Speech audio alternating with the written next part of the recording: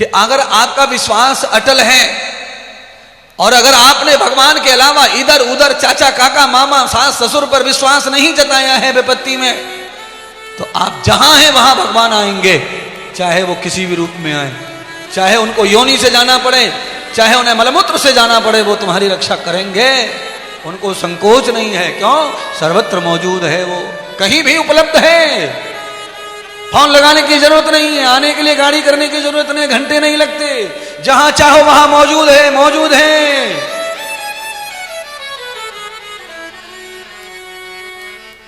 द्रौपदी ने पुकारा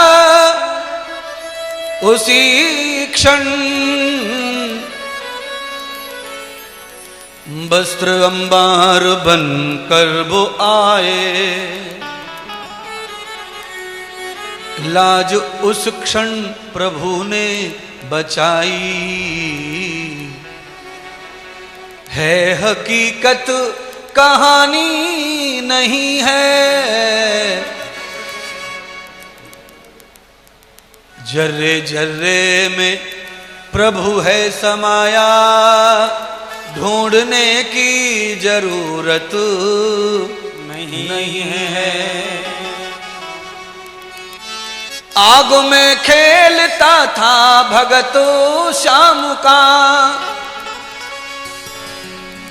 प्रहलाद आग में खेलता था भगत श्याम का,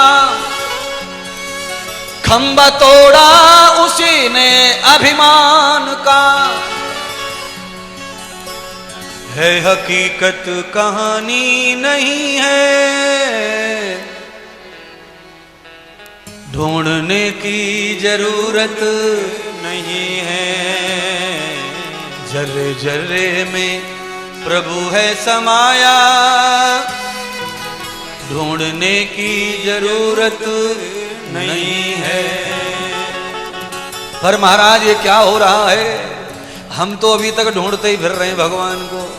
है वृंदावन में इतने मंदिर हैं, कौन से में सही माने और कौन से में गलत माने, सब में भगवान बैठे है। तुम्हारे जामताड़ा में ही इतने मंदिर है, बताओ कौन से मंदिर में सच्चा माने और कौन से में पत्थर माने? बड़ी मुश्किल पड़ गई है। क्यों? आडंबर बढ़ते जा रहे हैं भगवान को पाने के लिए, इसलिए भगवान किसी को मिल पा नहीं रहे हैं। आदमी ढूंढते ढूंढते क्या ढूंढ रहा है? आखिर में होटल का कमरा और भोजन, उसके अलावा कुछ भी मिलता नहीं है। आप में से कई लोग गए होंगे जगन्नाथ में, क्या मिला? होटल और कमरा, भोजन। यहां से वहां चक्कर मारा है, रुपया डाल दिए, दर्शन हो गए, आ गए घर पे थक के। 5 दिन घर में आके सोए, कोई काम नहीं किया। क्यों? जगन्नाथपुरी से आए, थक गए थक गए थक गए। अरे भगवान को दर्शन करके कोई थकता है क्या? पर तुम थक गए क्योंकि हुए कहाँ भगवान के दर्शन? तुम तो केवल माया के दर्शन करे आए, भगवान के नहीं। क्यों?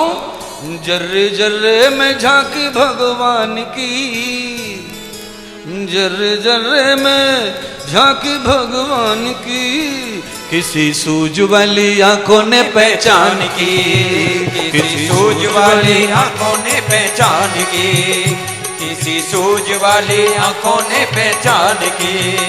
जर्रे जर्रे में झांकी भगवान की, जर्रे जर्रे में झांकी भगवान की, किसी सूझ वाली आंखों ने पहचान की, किसी सूझ वाली आंखों ने पहचान की, किसी सूझ वाली आंखों ने पहचान की। जर्रे जर्रे में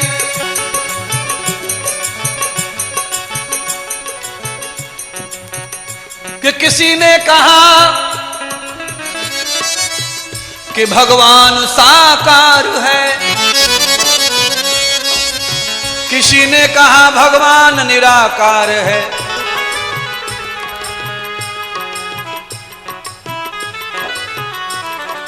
और किसी ने कहा भगवान न साकार है न निराकार है। और इंद्रदेव ने कहा कि भगवान तो भक्त की भावना का ही आकार है। जर्रे जर्रे में, जर्रे जर्रे में झांकी भगवान की, जर्रे जर्रे में झांकी भगवान की, किसी सूझ वाले आंखों ने पहचान की, किसी सूझ वाले आंखों ने पहचान की, किसी सूझ वाले आंखों ने पहचान की, किसी सूझ वाले आंखों ने पहचान की।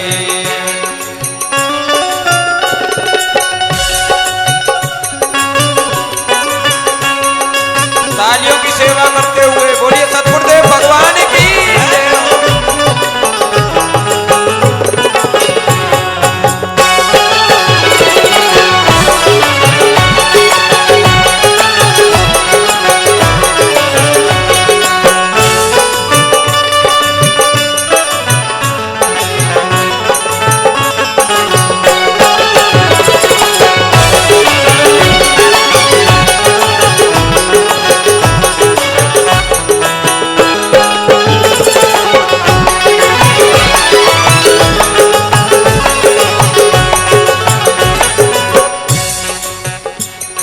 कि नामदेव ने रोटी पकाई। नामदेव संत है महाराष्ट्र के थे कि नामदेव ने रोटी पकाई और देखो वो कुत्ते ने खाई। साधु महात्मा रोटी टिक्कर पका रहे थे, कुत्ता आया छबड़िया में से रोटी उठा के भाग गया। नामदेव महाराज ने कहने लगे, महाराज रुको रुको रुको रुको रुको रुको, कि घी का कटोरा भी साथ लिए जाओ। हमारे यहां मेहमान को, अतिथि को सूखी खुर्री रोटी नहीं खिलाते, घी लगा के खिलाते हैं। नामदेव ने कुत्ते में भगवान को देख लिया, पहचान लिया, पर नामदेव कहने लगे, क्यों शकल बनाई तुमने स्वान की, क्यों शकल बनाई तुमने स्वान की, क्यों शकल बनाई तुमने स्वान की।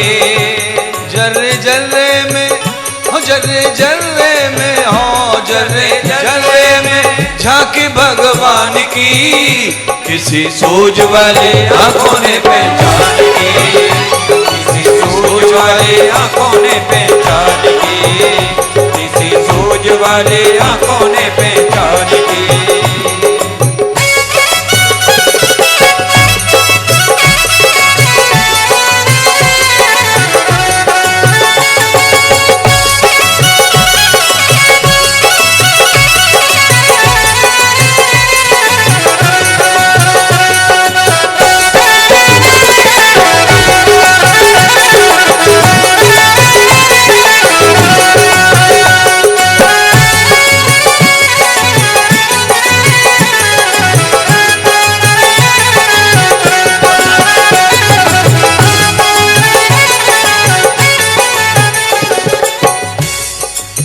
मीराबाई वृंदावन में मूर्ति लेकर के गोद में घूम रही हैं, मेरे तो गिरधर गोपाल। मीराबाई का पति बहुत चिढ़ा बैठा था, उसे लगता था बदनामी कर रही है कुल खानदान की। ऐसे भटकती रहती है और सबको कहती है मेरा पति कृष्ण है, मेरा पति कृष्ण है, तो मेरा अपमान होता है। मीराबाई को मारने का प्लान बना दिया। कैसे मारूं, पता न चल जाए किसी को और मर जाए। फूलों की टोकरी में काला सांप बिठा दिया। मीराबाई जैसे ही भगवान के ऊपर फूल चढ़ाने के लिए टोकरी में हाथ डालेगी, डसलेगा, मर जाएगी। आहा, कमाल हो गया। मीराबाई ने हाथ डाला, फूल निकाल लिए और सांप एकदम खड़ा हो गया, फुसकार मारने लगा। मीराबाई कहने लगी, ठीक है, पहचान लिया तुम कौन हो, पर सुनो, हमने प्रीत की है गिरधर गोपाल से, ये रूप हमें पसंद नहीं है, पर आज हम तुम्हारी सेवा करेंगे, दोबारा कभी नहीं आना। फूल चढ़ा दिए सांप के ऊपर और मीरा कहने लगी, तुमने शकल बनाई क्यों सांप की, तुमने शकल बनाई क्यों सांप की, जर्रे जर्रे में झांकी भगवान की, जर्रे जर्रे में झांकी भगवान की, जर्रे में झांकी भगवान की। किसी सूझ वाली, किसी सूझ वाली आंखों ने पहचान की, किसी सूझ वाली आंखों ने पहचान की। जल जल में जाकी भगवान की, जल जल में जाकी भगवान की, वो जल जल में जाकी भगवान की, वो जल जल में जाकी भगवान की, जल जल में जाकी भगवान की, जल जल में जाकी भगवान की, जल जल में जाकी भगवान। सतगुरुदेव भगवान की जय हो, भागवत महापुराण पुराण की जय हो।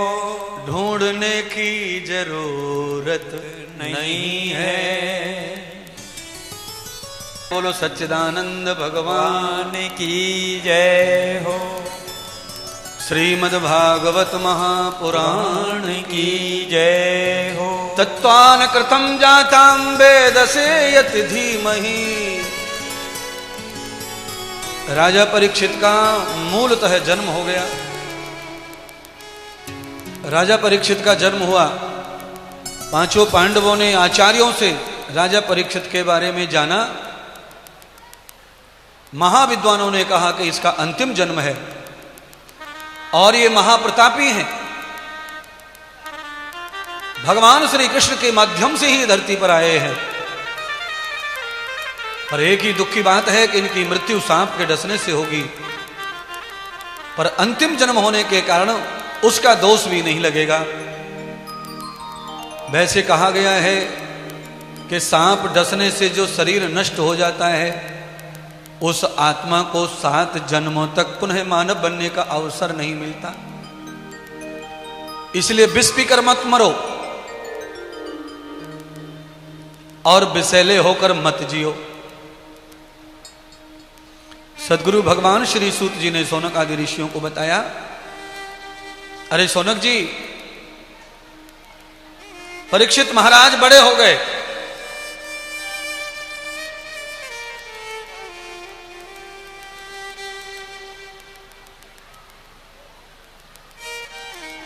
धृतराष्ट्र और गांधारी को लेने के लिए भगवान विदुर जी आए और महासंत विदुर जी ने धृतराष्ट्र और गांधारी को उपदेश दिया। अपने साथ हिमालय ले गए और कहते ही हिमालय में अचानक आग लगने के कारण विदुर सहित धृतराष्ट्र और गांधारी सब जल के भस्म हो गए। उसके ठीक 2 दिन बाद ही नारद पहुंच गए हस्तिनापुर में। श्री नारद जी ने पांडवों को समझाया, जिस प्रकार से धृतराष्ट्र गांधारी को लेने के लिए विदुर आए थे, उसी प्रकार मैं आया हूं। गांधारी धृतराष्ट्र विदुर जी सहित बैकुंठ चले गए। अब रोने की जरूरत नहीं है पांडवों, वही हाल तुम्हारा भी होगा, तुम भी चिताओं की लकड़ियों में जल के राख हो जाओगे। इसलिए जिस धर्म के लिए तुमने युद्ध लड़ा है, उस धर्म का पालन भी करो। नारद जी ने आज्ञा की। पांचों पांडव द्रौपदी सहित बन जाने लगे सन्यास लेकर। महाराज परीक्षित को बुलाकर के धर्मराज ने युधिष्ठिर ने ज्ञान दिया, राजनीति का ज्ञान दिया, प्रजा की सेवा का ज्ञान दिया, राजा बनकर कैसे राज्य चलाते हैं वो भी ज्ञान दिया, और अंत में कहा कि मात्र 6 महीने के बाद में कलयुग का आगमन होगा। इसलिए हे पुत्र, अपने राज्य में कलयुग नहीं आना चाहिए। राजा ने पूछा धर्मराज से दृष्ट कि दादाजी, मैं कैसे समझूंगा कि कलयुग आ गया? तो धर्मराज ने अनेक संकेत बताए कलयुग के। तो संकेत के रूप में कहा कि जब कलयुग आएगा तो लोग जो है विश्वास खत्म कर देंगे एक दूसरे के ऊपर से। घर के घर में ही सास बहू से चाबी लगाएगी अलमारी की, और सास से बहू चाबी लगाएगी अलमारी की। एक ही घर में ताले ताले हो जाएं तो समझ लेना कलयुग आ गया पूरी तरह से। फोन के मोबाइल के भी ताले लग जाएंगे, बाप को पता नहीं बेटे का, बेटे को पता नहीं बाप का, सब लॉक लॉक लॉक हो जाएगा। घर में खाने के लिए चूहों को भी दाने न होंगे पर ताला जरूर लटकेगा। कलयुग जब आएगा तब मोबाइल में भी लॉक आ गया है। राम जय हो कलयुग। और घर के घर में लॉक। बहू के कमरे में सास कितना भी माथा फोड़ ले पर कुछ मिलने वाला नहीं है, ऐसा लॉक होगा। सास बूढ़ी हो जाए चाहे जैसी हो जाए पर लॉक के बगैर वो भी नहीं चलेगी। चाबी को सब छुपाते छुपाते घूमेंगे एक दूसरे से, ऐसा हाल आ जाएगा कलयुग में। ये तो आ ही गया है। दूसरा क्या होगा? कहा लोहार की दुकान पर अस्त्र शस्त्र नहीं बनेंगे, लोहार अपना काम छोड़ देगा।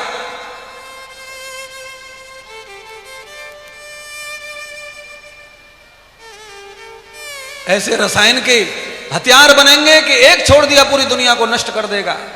कलयुग जब आएगा अस्त्र और शस्त्रों के युद्ध समाप्त हो जाएंगे। दूसरा, कोई भी पुत्र अपने माता पिता की सेवा नहीं करेगा, कोई शिष्य अपने गुरु का वफादार नहीं होगा। धन के लालच में सब एक दूसरे को धोखा देंगे। भाई के साथ में दुनिया भर की लड़ाई होंगी, कोर्ट कचहरी होंगे। बहन अपनी मर्यादाएं तोड़ देंगी, भाई अपनी मर्यादाएं तोड़ देंगे। लालच में आकर भाई अपनी बहन को त्रास देगा और बहन त्रास का बदला त्रास से ही लेगी। संकट आने पर पत्नी पति को छोड़ के चली जाएगी, और पति जो है एक पत्नी के ऊपर कभी जो है अपने आप को निर्भर नहीं करेगा जब कलयुग आ जाएगा।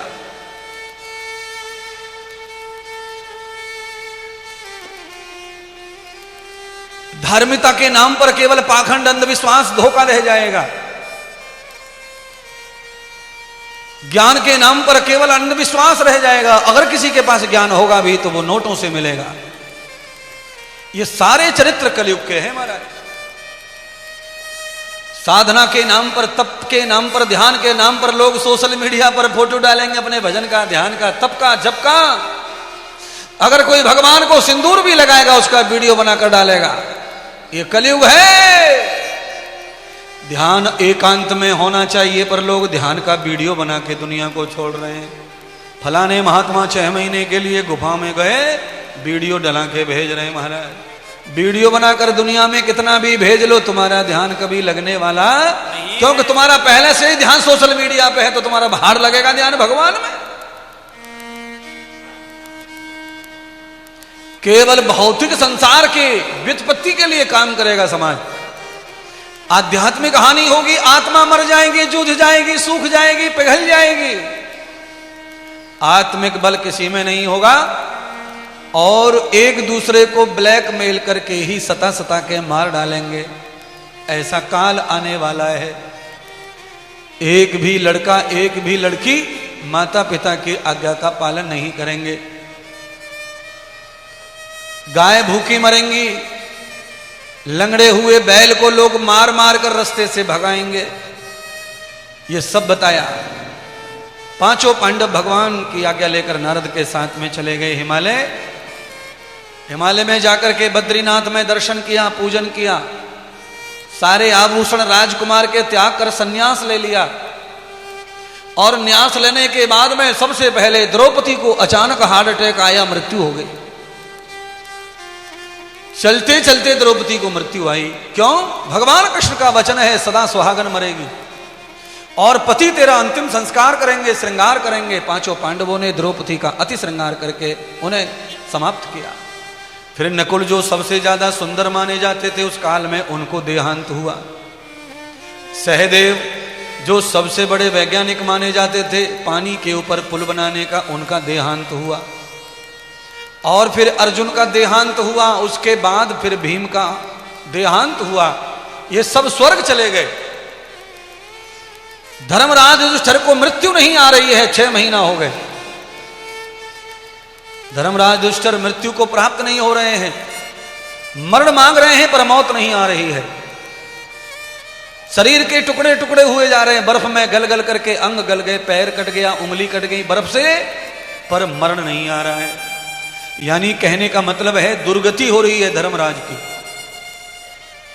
सबने सवाल पूछा सौनक ऋषि ने कि सबसे ज्यादा धर्मात्मा जिसने कभी झूठ नहीं बोला, कभी गलत नहीं किया, उसकी मृत्यु ऐसे कैसे हो रही है? तो कहा यह मृत्यु इसलिए ऐसी हो रही है कि इन्होंने गुरु के साथ में झूठ बोला था युद्ध के समय।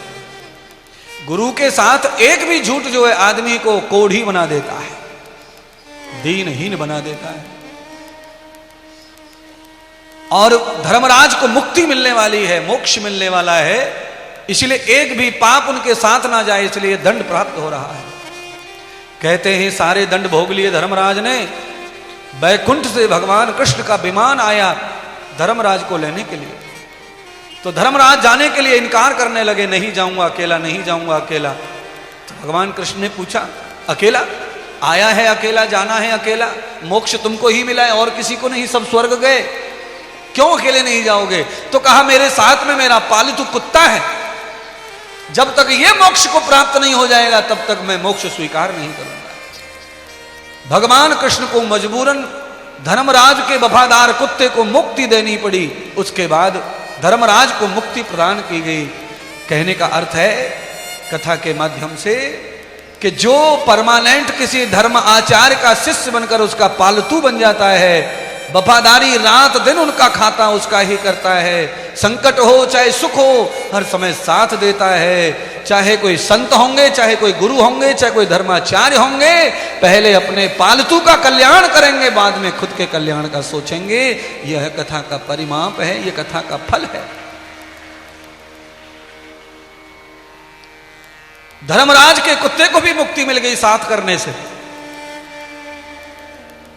किसी भी महापुरुष का संग करना यही उपयुक्त होता है, इतनी जरूरत है उसकी। महापुरुष के संग करना, महापुरुष के शरीर का, उनके तप का, जप का स्पर्श करना मुझे मुक्ति दिला सकता है। मुझे उनका पालतू बन के रहने से मेरा कल्याण होगा, मेरी दुविधाएं, मेरे कष्ट छूटेंगे। यही धर्म है। अग्नि के बगल में इमर्तमान घी जमा हुआ हो तुम्हारे घर में, पात्र में अग्नि जल रही हो, उसकी साइड में कहीं भी घी को रख दो, 2 फुट दूर धीरे धीरे घी पिघल जाता है।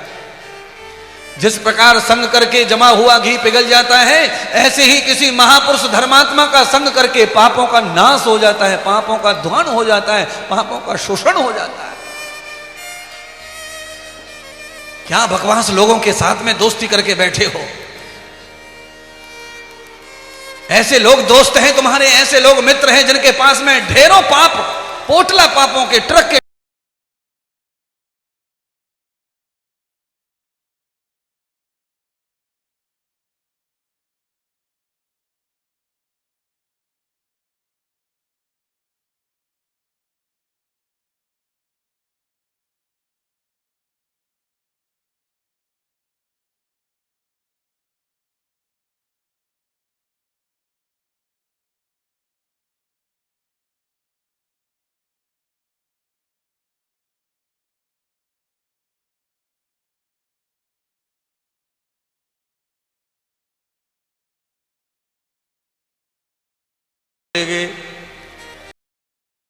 राजगद्दी पर बैठ करके जो शासन करने लगे तो सारी प्रजा बड़ी प्रसन्न हुई। पर राजा ने आज सोचा कि चलो भाई आज अपने राज्य का मुआयना कर लें, अपने राज्य का निरीक्षण कर लें। हमारे राज्य कितना लंबा चौड़ा है क्षेत्रफल में और हमारे राज्य में कैसी संस्कृति है। राजा घोड़े पे सवार हो गए और संपूर्ण हस्तिनापुर के क्षेत्र को, राज्य को देखने लगे। पर जिस समय छत्रपति राजा परीक्षित राजा बने, धर्मराज की गद्दी प्राप्त हुई, उस समय हस्तिनापुर का राज्य जो है मलेशिया बर्मा तक था। आर्यवर्त की धरती जो है वहां तक पसरी हुई थी, वहां तक शासन था। धीरे धीरे धीरे धीरे सनातन के ऊपर कुठाराघात, कुठाराघात, सनातन के ऊपर कुठाराघात, सनातन कहां जाकर सिकुड़ कर बैठ गया है। अब आप सब दो ध्यान करो महाराज, हाँ? और ये सब तुम्हारी वजह से हो रहा है। पूजा पाठ के नाम पर पाखंड, भगवान के नाम पे पाखंड, शांति के नाम पर पाखंड, ये सब इसकी वजह से घटता जा रहा है, घटता जा रहा है, घटता जा रहा है। प्राचीन ऋषि मुनियों की संस्कृति, दर्शन और वेदों को छोड़कर पाखंड की किताबों को पढ़ करके पाखंड फैला रहे हैं। धर्म का, अध्यात्म का नाम बताकर ये सनातन को खत्म करने की साजिश चल रही है। दुनिया भर की मिशनरी काम कर रही है सनातन के ऊपर घात करने के लिए।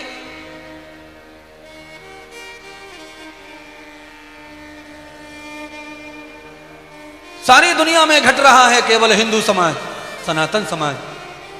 क्यों घट रहा है? क्योंकि हिंदू समाज में अनन्य पूजाएं हैं, अनन्य देवताएं हैं, अनन्य भाषाएं हैं, अनन्य सोच है, अनन्य विचार हैं। दुनिया की किसी भी संस्कृति को आगे ले जाने के लिए देवता फिक्स करो पहले एक, साधना फिक्स करो, भजन करने का परंपरा फिक्स करो, एक तरह की पूजा करना पसंद करो, एक तरह की पूजा फिक्स कर लो। अगर पूजा पद्धति एक हो जाएगी हिंदू की तो हिंदू को कोई झुका नहीं सकता। बेटा लक्ष्मी को पूज रहा है, बहू शिव जी को पूज रही है, दादाजी हनुमान को पूज रहे हैं, सारे लोग सबको पूजो, कौन ना बोलता है? पर पद्धति एक बनाओ, सिद्धांत एक बनाओ। है? हर कथा में कहता हूं, आज मौका मिला है आज भी कहूंगा। 5 क्लास पढ़ने के लिए अपने बच्चे को 5वीं कक्षा तक पहले अपने बच्चे को सनातन धर्म का ज्ञान देने के लिए गुरुकुल में भेज दो। 5वीं कक्षा पढ़ ले, फिर अपने बच्चे को बुला लो, फिर कलेक्टर बनाओ, जज बनाओ, इंस्पेक्टर बनाओ, जो तुम्हें बनाना है वो बनाओ। पर पहले हिंदू धर्म की शिक्षा तुम्हारे बच्चे को मिले, तुम्हारा बच्चा पूजा करना सीखे, मंत्र बोलना सीखे, मंगलाष्टक बोलना सीखे। तुम्हारे बच्चे को नॉलेज होना चाहिए सनातन क्या है, हिंदू क्या है, हम कौन हैं, हमारा जीवन क्या है। तुम्हारे बच्चे को बट की भूसी आती नहीं है और उसे नर्सरी और प्ले में डाल करके विदेशी शिक्षा से बर्बाद करते हो और शांति के लिए कामना करते हो, सेवा की कामना करते हो, आज्ञा पालन करे कामना करते हो। लंबा तिलक लगाकर हरे कृष्णा गाते फिरते हो और बच्चा जा रहा है कॉन्वेंट में। जय श्री राम, जय श्री राम, जय श्री राम के नारे लगाते हो और बच्चा जाता है कॉन्वेंट में।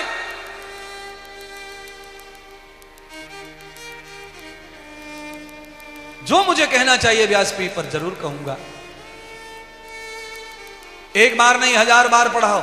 देश और विदेश में तुम्हारे बच्चे का हर जगह पर व्यापार हो, हर भाषा तुम्हारे बच्चे को आवे, पर जीवन के लिए जिस जन्म में आए हो, जीवन के लिए पहले सनातन को बचाओ, पहले अपने आप को बचाओ। अपने आप को बचाएंगे तो 10 को और बचा लेंगे, पर अपन नहीं बचे तो किसी को बचा पाएंगे नहीं। पहले खुद को बचाओ, संस्कृति खुद की बचाओ। पैसा कमा कमा कर कितना भी धर देना, तुम्हारी औलाद एक सुख नहीं पा सकती है। और जिस तरह चल रहा है, चलता रहा तो ध्यान कर लेना, अगले 25 साल में तुम्हारा रोटी देने वाला, पानी पूछने वाला कोई नहीं रहेगा।